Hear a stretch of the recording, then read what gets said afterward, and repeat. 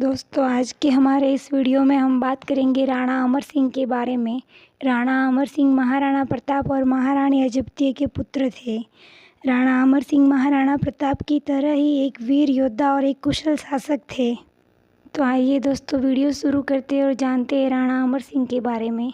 बात उन दिनों की है जब मुग़ल सेना धीरे धीरे कर सभी राज्यों पर अपना कब्जा कर रही थी। अकबर ने संधि का प्रस्ताव लेकर मानसिंह को मेवाड़ भेजा। दोस्तों उन दिनों जब राजा प्रस्ताव लेके आता था तो उससे बात करने के लिए राजा जाता था, ऐसी प्रथा थी। और राजकुमार आता था तो उससे बात करने के लिए राजकुमार को भेजा जाता था। इसीलिए मुग़लों की तरफ से तो मानसिंह आया था, तो यहाँ से भेजा गया अमर सिंह को मानसिंह से बात करने के लिए। मानसिंह ने जब अमर सिंह को देखा तो कहा कि भाई मैं तो आगरा से बात करने के लिए आया हूँ और प्रताप सिंह खुद नहीं आए, अपने बेटे को भेज दिया। तो पूछा कि तुम्हारे पापा कहाँ हैं? तो अमर सिंह ने कहा कि पिताजी के सर में दर्द है। ऐसा सुनकर मानसिंह को बहुत गुस्सा आया और मानसिंह ने गुस्से में कहा कि तेरे पापा को तो मैं युद्ध में देख लूँगा। तो अमर सिंह का खून भी कहाँ छुप रहने वाला था, राजपूती राणा का खून था। अमर सिंह ने तुरंत जवाब दिया कि अकेले मत आना, साथ में फूफा जी को भी लेके आना। फूफा जी मीन की अकबर, क्योंकि अकबर के साथ में मानसिंह की बुआ हरकूबाई की शादी हुई थी, इसलिए। ये सुनकर मानसिंह को बहुत गुस्सा आया। अमर सिंह कहाँ चुप रहने वाले थे। अमर सिंह ने फिर से कहा कि जाते वक्त सोजत से मेहंदी भी लेके जाना, सोजत की मेहंदी बहुत अच्छी है बुआ के लिए।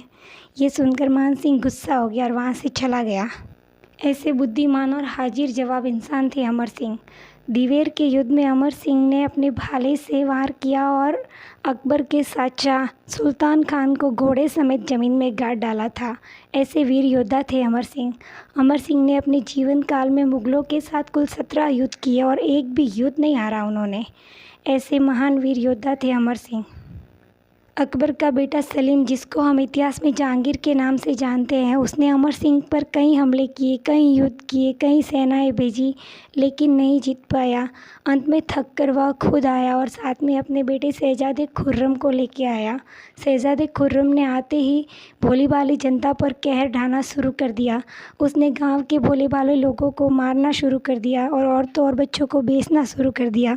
ये सब देखकर सभी मंत्रियों और सावंत और करण सिंह ने आग्रह किया कि अमर सिंह संधि कर ले। अमर सिंह नहीं माने। उन्होंने कहा कि मेरे पिता महाराणा प्रताप ने भी अपने जीवन में संघर्ष किया है और मैं भी संघर्ष करूँगा, संधि नहीं करूँगा। तभी जाकर के सब ने समझाया और अमर सिंह मान गए और संधि कर दी। अमर सिंह ने कहा कि संधि होगी, लेकिन संधि में आगरा मेरा बेटा जाएगा और मेरा बेटा ही राजा बनेगा।